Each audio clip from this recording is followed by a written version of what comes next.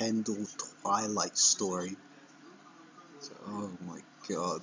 Oh, what is this? Uh, I was sitting in the living room watching some Grey's Anatomy when Eddie ran in and said I smelled like I was pregnant. OMG, I couldn't be pregnant. It was true when we went to the Walmart and got a pregnant test. And it said I was pregnant even though I had to pee on it. Ew. What the fuck? What is that? Anyway, so I was pregnant with Carl's baby, and I was so happy to have a little baby Carl inside of my tummy. But it was hungry for blood and lots of it, so I had to kill Karen. Wait, sorry, not Karen, Lauren, and drink all his black person. What? Excuse me? What is this? Fuck it. Never mind. All his black person blood, cause black person plus has more nutrients in it, cause they are darker. That's some you're fucking drinking some weird shit. That's not true. Carl knows all that stuff cause he's a doctor and stuff. Eddie was worried that I was pregnant with his baby, and Carl got mad and went to his mom's house for the night, but when he came back he said it was definitely his and not Eddie's, so it was okay. And that night, me and Carl, did you know want? And he said my giant pregnant belly was very sexy, and I didn't look fat at all. Oh, what am I reading? This is so stupid. On to the next one. What is this? What is this? Let's start from chapter 1. It was a cold, windy morning as she, well, that's not how you spell morning. Well, it is, but it's not the right one.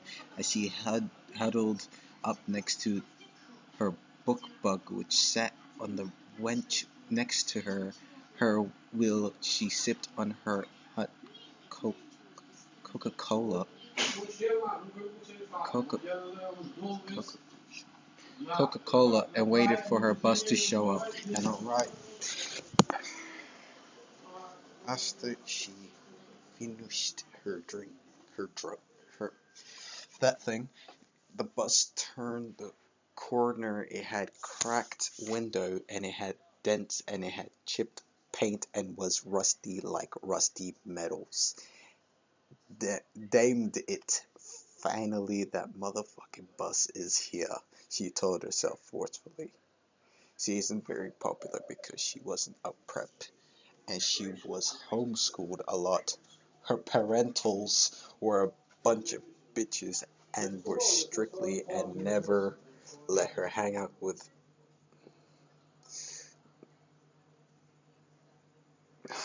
that she thought were really interesting or really hot emo fat guys. The bus stopped in front of her as it was hissing like Tony, my cat, LOL. She got on the bus and started looking for a seat. A voice squawked from behind her. Hey you, what's your name, girl? The bus driver asked as he coughed a few times. She turned, seeing an old man in a white stained robe with a long beard, and he had matching hair too, kind of like Dumbledore. Oh, sorry, my name is Trinity, she answered. Trinity?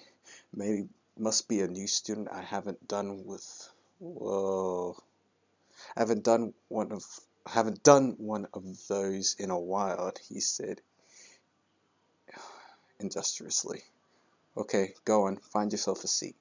Just remember only to to a seat. What? Welcome aboard the Ark.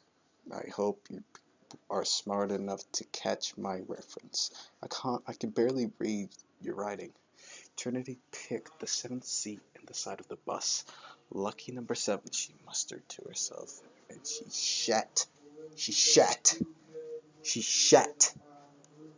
down in an empty seat. She scooted to the window. The bus began moving. The ride is smooth, like a baby's bum, and it felt kind of like it was floating above the street. She took the she, she took a peek out the window and she gasped. Her neighborhood was gone. Everything she knew was missing and not there anymore. In the existence, only water and fog for miles and miles. Look like you've seen a ghost, sheared the voice of a girl next to her. Trinity turned and accidentally made an eye contact. Who the fuck are you looking at, bitch? You're in my seat, that girl said, groping Trinity's coat and tugging pull on it to try to pulling her from the seat. Hey, you there, Athena, should stop that right now, came the voice from the back of the bus where the cool kids sit and has the graffiti who said that warned Trinity, and she turned her head to see. I could barely read this because her spelling is it's messing with my head, and I'm just wanting to, like, it was a boy with long hair that was blonde, and he had blue eyes that sparkled with the glow of amazing. His skin glowed white, the light of pure with the light of pure Who are you? I asked. I'm Harold, he said back. OMG, he's cute, I thought to myself. Squealsies, I said graciously. As if whatever, acclaimed Athena. Why don't you just come sit with me? Beautiful Harold said to Trinity. Okay, move out my way. Trinity moved by Athena as she glared at her. Trinity slowly over back to the back of the bus. Harold painted the seat next to his butt with high sand and smiled at her as she sat down. What's your name? He asked. Trinity, she said back, and she felt her cheeks get hot because she was brushing. That name was pretty, he said. He was obviously flirting. They stared deeply into each other's eyes, gingerly, for a very long time. Then the bus stopped suddenly. They were a school. Trinity felt her insides tumbly because she was nervous. Why are you okay? Why are you okay? Harold asked her with gingerly eyes. Yes, I am okay. I'm just a little nervous. You see, I haven't been to a public school before, muttered Trinity. Here, take my hand. We can go in together to inside. Harold grabbed Trinity's hand, intertwining. You are such a gentleman, Trinity acclaimed. Thanks to you, Harold said as they waked in the front of the school to Heather. But soon as they entered the school, someone grabbed her arm and everything white, and suddenly she in room.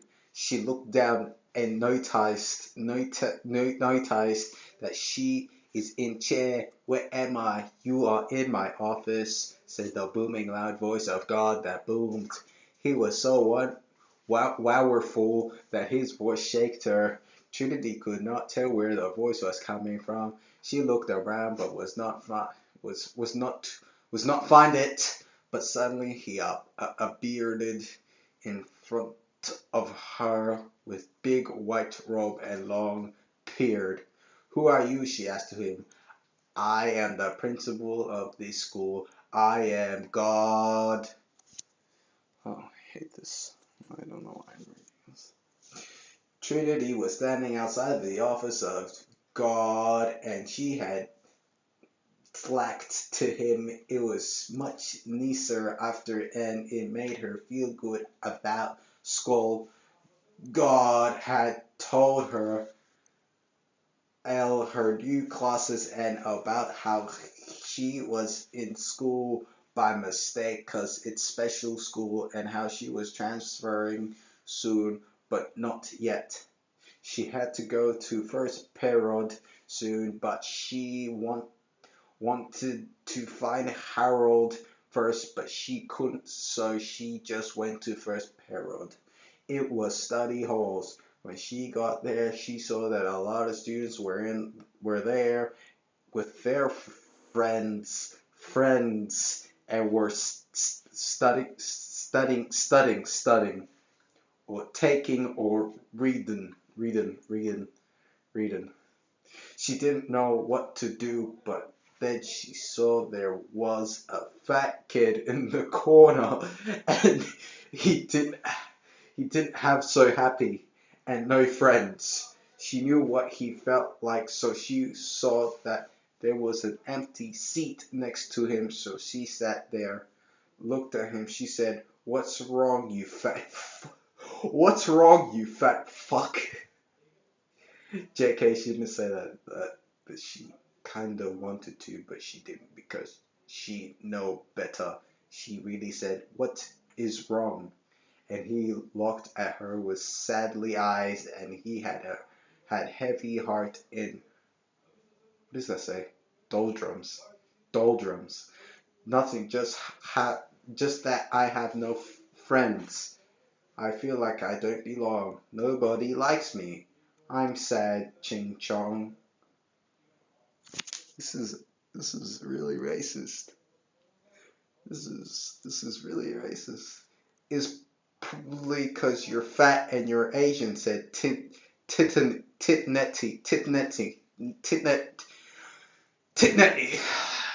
Jesus Christ.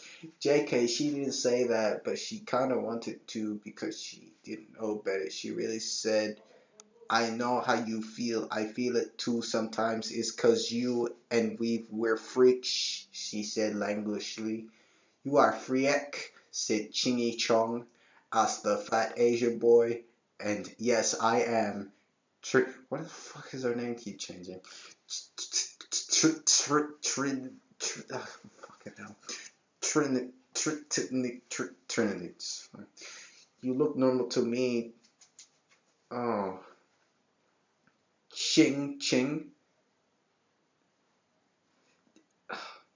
No, I'm not. I look normal to most people, but look, she pulled up her sleeve and showed her wrist to him, and it had lots of cuts.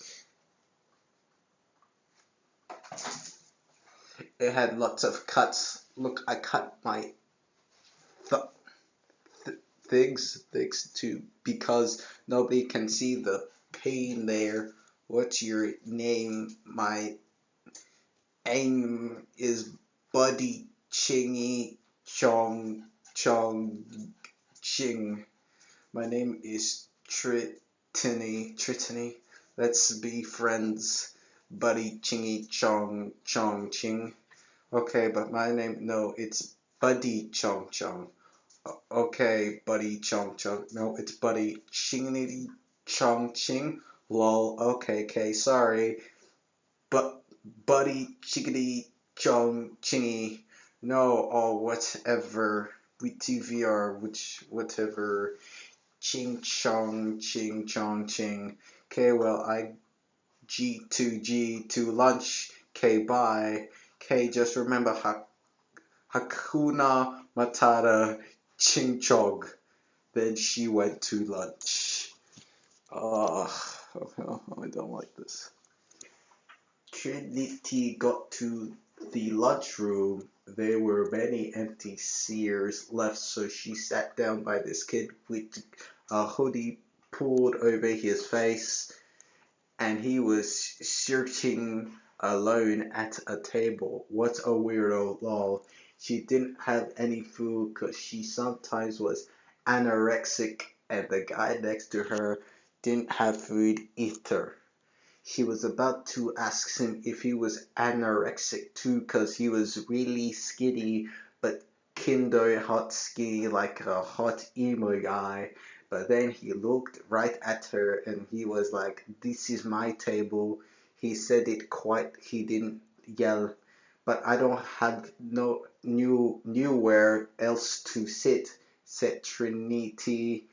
Too bad.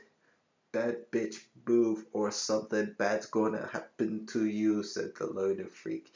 His eyes were turning red like a lobster, so Trinity got scared and she left like he said to and went to look for Harold. She found him sitting with Buddy and some preps wearing holster cause Harry wears holster too. "Hey, Trinity," said Harold and Buddy. "What's wrong? You look like you just saw the Flying Dutchman from SpongeBob. 'Cause he's a ghost, lol." I accidentally sat next to the creep, is that supposed to creep? Creepy over there, and he looked at me like he sighed he was going to rape me. It was creepy. What? Harold got mad and he decided to go over there. They were like rivals, like Ash and Gary. "Why are you being such a cripple to my girlfriend?" he said to the creeper, and Trinity laughed, plus her pussy got wet. Her her pussy got her pussy got wet. Her pussy got wet. What? "Your GF girlfriend, whatever," she said. "Yeah, will you go out with me?" Harold said. "Yes, of course. Awesome. So new way, why are you gonna rape my GF?" And because he sounded so angry and loud, she got even wetter and she had an orgasma. Orgasma. Orgasma. What what are you talking about? I can't help she's so hot, but I'm not gonna rape her, you pussy." And he said really quiet again. He pulled off his hood off too, and he revealed his hot seen hair, and Trinity gained. Orgasma gained. She even orgasmed so hard and stuff. She had to close her legs. I can't read that. Tit and pretend like she hit her knee to make it look like she was crying in pain instead of pasture. "Oh, okay," Harold said, and he brought Trinity back to the table. "Why, what, you didn't you fight him?" she asked. "I don't know, I just didn't feel like it." "Okay, but it really was because he was Josie and the Pussycats." He's yelling again, mad her orgasm again, and she got so wet. "Hey, why are your pants so wet?" Carol asked, panting her at her crutch. "Did you pee your pants, lol?" Trinity didn't know what to do, so she didn't want Mato think she pees her pants. So she leaned over and told him the truth, and he got turned on. Plus her hand was right on his crutch, so he groped her and dragged her to outside by the dumpster. He was pussy, and Trinity wasn't really wanted to do him, but she really wanted dick for once, so he did, and she orgasmed 5 more times. Oh, this is so stupid. This is the last. This is the last chapter I'm gonna read. In her bed at night after school, with the covers pulled tight over her, Trinity saw the cement stains from the guy that wowed over her house 3 nights ago when her parnets were out. She had her iPhone, iPhone with her Hello Wee Kitty cover on her lap, in her hand on her lap, and she was scrolling over the name Harold because he hadn't given her his number earlier. He had given her his number earlier, and he actually wrote it on her boobie. He actually, why can't I text him? She was nervous because she wasn't sure if he wasn't really like her or if he was just wanted to be her BF so he could fuck her. She liked it, but she kinda liked Harold, so she wanted him to like her too. She was thinking, and she thought that Harold would be perfect dad for her baby hat she wanted to have, and she turned her head and looked at her pile of baby toys and binkies that were in the closet. It made her sad because she didn't have a baby, but it also made her terminated to text. It also made her terminated to text Harold so he could maybe have her baby, and hopefully he had got her pregnant earlier because they didn't use protection. She had also gave Harold a transsexual disease because she got fucked by a lot of guys to have her baby. What the fuck? She clicked his name and texted him, "Why'd you have to go and make things so complicated?" The little envelope came up on her phone screen and Grinity couldn't help crying.